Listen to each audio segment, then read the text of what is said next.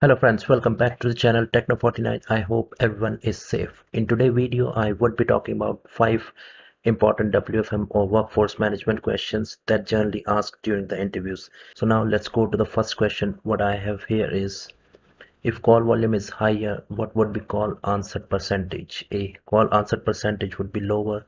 B. Call answered percentage would be higher. So before jumping to the questions, I would be letting you know that first of all you have to check all the questions what I have put in this video, and I will provide the answer once I'm done with all the questions. So now please try to pause the video, think over it, what could be the correct answer of this first question. Now let's go to the second question. What we have, second question is that if occupancy is lower, what would be call abandon percentage? Call abandon percentage would be lower, call abandon percentage would be higher. Question number 3, if staffing is lower, what would be average speed of answer? A. Average speed of answer would be lower. B. Average speed of answer would be higher. So now let's move on to the fourth question. What we have, so the fourth question is that what would be the impact of higher occupancy on service level? A. Service level would also be higher. B. Service level would be lower. So the last and the fifth question is that how to find out simply in 1 hour how many calls can be handled by one agent. A. 3600 divided by target AHT. B. Target AHT divided by 3600. So I have included these 5 important questions. So please pause the video. Uh, just mention the correct answer in the comment section if you know already.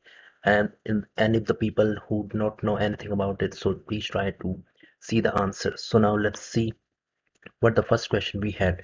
If call volume is higher, what would we call answer percentage?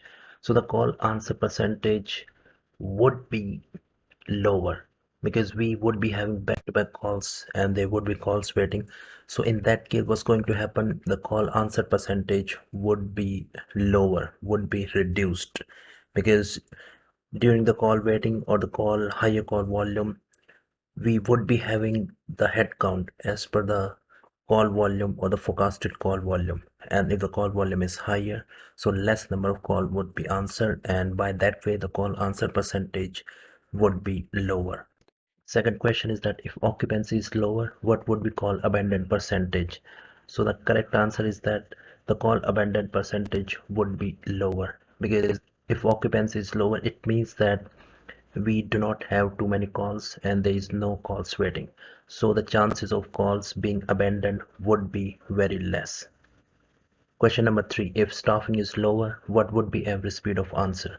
So the correct answer is that average speed of answer would be higher, because we do not have sufficient headcount in place to answer the incoming call volume, so it will increase the average speed of answer. So we need to have sufficient headcount in place to ensure that the average speed of answer can be minimized.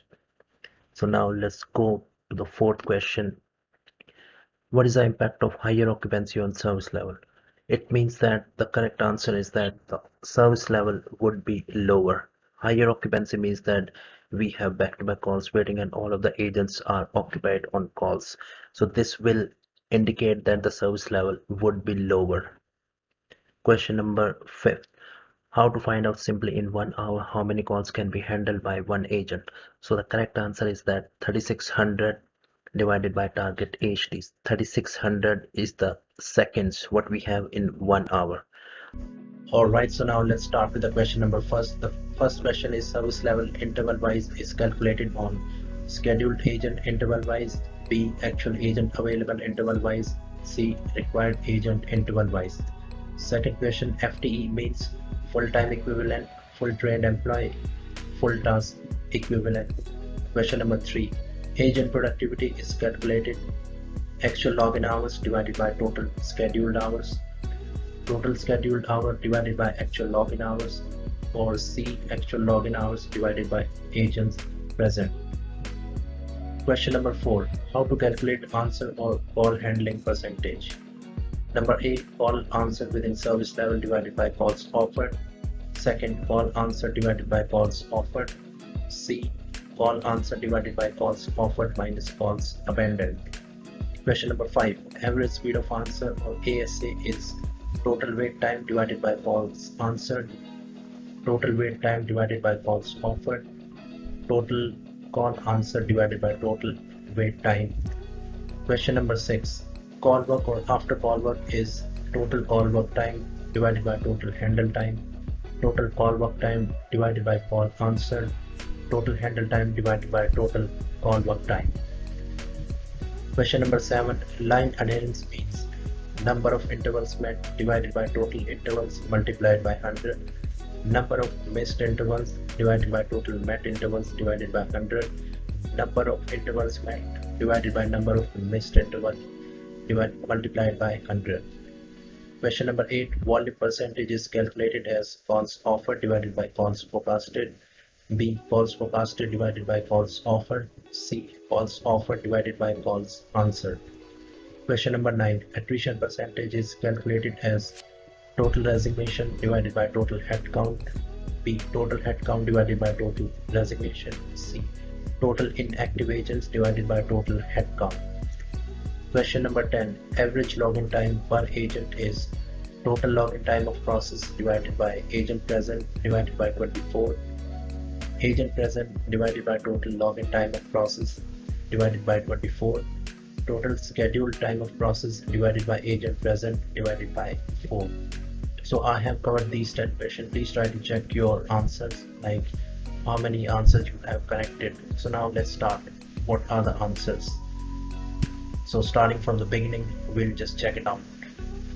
Okay, so the question number first, we had service level interval wise is calculated on scheduled agent, actual agent, required agent interval wise. So the service level interval wise is calculated on actual agent available interval wise. Suppose we have scheduled 10 agents, but we have only 5 agents available on that interval, so the service level would be calculated on those 5 agents. I hope that is clear.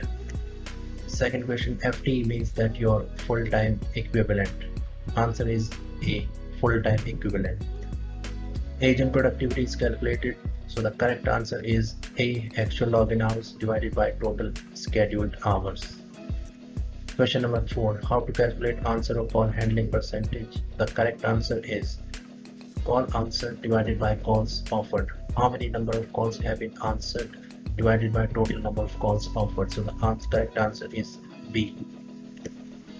Question number 5, average speed of answer or ASA is, so the correct answer is A, total wait time divided by calls answered. Question number 6, call work or after call work is, so the correct answer is that total call work time divided by total handle time. Question number 7, line adherence means that number of intervals met divided by total intervals. So how many intervals have been met out of total intervals? So that would be the correct answer. So the answer is A. Number 8, volume percentage is calculated as, so the correct answer is that calls offered divided by calls forecasted. So correct answer is A. Question number 9, attrition percentage is calculated as total resignation divided by total headcount. So the correct answer is A. Average login time per agent is total login time of the process divided by agent present divided by total login time, total scheduled time of process or agent present. So the correct answer for average login time per agent is the total login time of process divided by agent present divided by 24. So the question is that which of the following would you consider as outliers when collecting call volume historical data while doing forecasting to ensure any negative impact can be minimized? So we have the options. First option is that customer satisfaction or customer feedback. Second option, revenue. Third option, attrition. Fourth option, outage. Please try to think that what possible answer could be of these questions. Please mention in the comment section if you like the video. I have provided all the answers at the end of this video, which I'm going to be starting right now. We would be discussing all the customer satisfaction, revenue, attrition, and outage cases. What kind of possible impact we can have on the basis of this question. So now let's start with the option first. First of all, we need to understand that what are outliers. Outliers are data points that significantly deviate from the rest of the data set. When collecting historical data for forecasting purpose, outliers can distort or negatively impact the accuracy of the forecast. We would talk about all the options to find out the correct answers. I hope the outliers definition is clear to make sure that we have the right kind of data to be available to project the number for future demand. So the first option is the CSAT customer satisfaction. While CSAT scores can vary, they are typically not considered outliers when collecting volume historical data for forecasting. They are a measure of customer satisfaction and relevant to understanding customer sentiment, but they may not significantly affect call volume in the same way that other factors can. Option two, revenue. Revenue fluctuations can impact call volume, especially if there are seasonal sales, promotions, or changes in business strategy. However, revenue itself might not be treated as an outlier within a volume-based historical data set. It is often considered a key variable to include in forecasting models.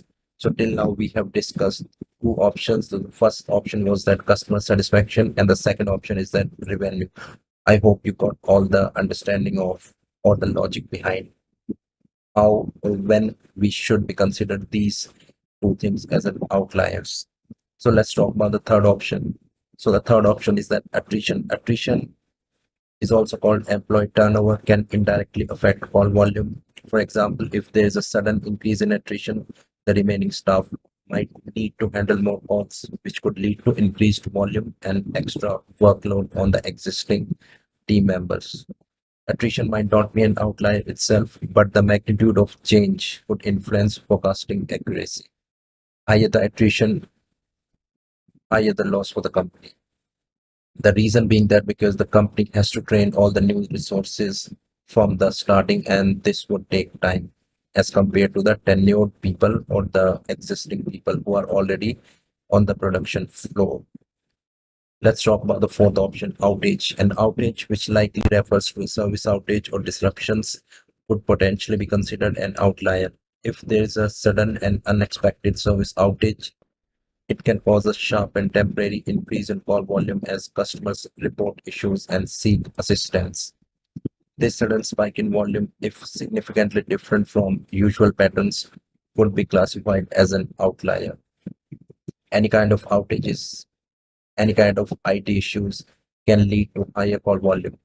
Suppose if any of the call center has any kind of technical glitch or any outage occurs, what will happen? The call will not be routed to the call center, or call may be routed to the call center. So these are the two different scenarios.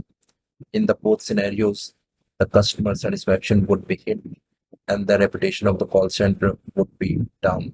It can have further negative impact between the relation between client and the company. So it is important to note that the treatment of outliers depend on the specific context and the type of forecasting models you are using. In some cases, outliers might be corrected or removed to prevent them from skewing forecast, while in other cases, they might be used as valuable information for understanding exceptional events. When dealing with outliers, consider the impact they might have on the accuracy of your forecast and make informed decisions based on the specific needs of your forecasting process. So the correct answer of this question is that outage. What is average hold time? Hold time divided by handle time. Hold time divided by answered calls. Handle time divided by hold time. Question number 2. What is ACD? Automatic call distributor, answered call distributor, average call distributor. Question number 3. What is ARIMA? Average regressive integrated moving average, autoregressive integrated moving average, autoregressive internal moving average. Question number 4. If staffing is higher, what would be service level? Service level would be lower, service level would be higher, service level would have no impact. Question number 5. What components needed for fractional agents function in Erlang calculation? Calls, HT, service level, service time, calls, HT, agent, service level, calls, service level, service time, agent.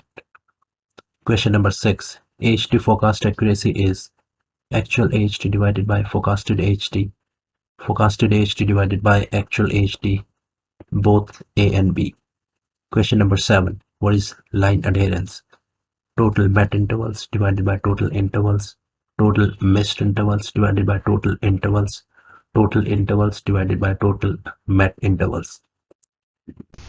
Question number 8. Net login time per agent is total logged in time of the process minus total aux time divided by employee present divided by 24. Employee present minus total aux time divided by total logged in time of process divided by 24. Total logged in time of the process divided by employee present divided by 24. Question number 9. What is productivity of process? Number of call handled divided by total agent present, number of calls offered, total agent present divided by number of calls offered. Seat utilization is number of seats used divided by number of seats assigned. Number of seats assigned divided by number of seats used. Number of seats used divided by number of seats empty. So friends, these were the 10 questions I have included in this video. So I would request you, please try to mention in the comment section that how many questions you had right answer. Alright, so the first question was, what is average hold time? So the correct answer is hold time divided by calls answered or answered calls. Question number 2, what is ACD? It is automatic call distributor. It is a kind of software that captures all the data, be it your incoming calls, what kind of incoming calls are coming up, historical data, agent activities, all these things are included in ACD. Question number 3, what is ARIMA? ARIMA is a forecasting model that is used to forecast. And the correct answer is autoregressive integrated moving average. Question number 4, if staffing is higher, what would be service level? We have high number of agents, we have high number of staffing, so the service level would be higher. So the correct answer is service level would be higher. Question number 5, what components are included in fractional agent function in Erlang calculation? So the correct answer is calls, AHT, service level, service time. Question number 6, AHT forecast accuracy is, so the correct answer is actual AHT divided by forecasted AHT. Question number 7, what is line adherence? So the correct answer is total met intervals divided by total intervals. Question number 8, net login time per agent is, so the correct answer is total logged in time of the process minus total aux time divided by employee present divided by 24. Question number 9, what is productivity of process? So the correct answer is that number of calls handled divided by total agent present. Question number 10, seat utilization is number of seats used divided by number of seats assigned. That's the correct answer. So I hope you like this video. So if you have liked this video, please try to share this so that can be reached to maximum number of people, and that would be very important for the people who are trying to appear for the interview, because these are the questions are generally asked in the interview, and you should have all the information in hands when somebody asks you any kind of topics, and you should be in a position to give all the correct answers. So thank you so much for watching this video. I hope you like this video. Please subscribe to the channel Techno49. I would be back with some more interesting videos about WFM. So till then, thank you so much. Stay safe.